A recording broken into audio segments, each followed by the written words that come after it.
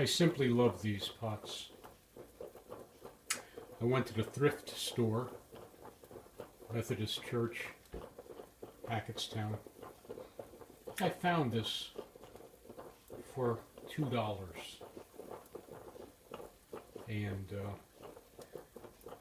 while now they have those trendy little containers of coffee, and before that they had the plastic percolators that had their separate reservoir and heater and required you to plug it in.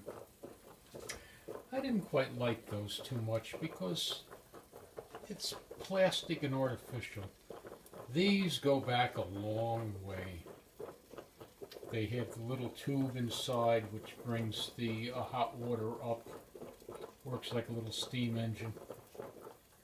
I just love it, and I love the smell that comes out. Simple little things that I appreciate. God bless.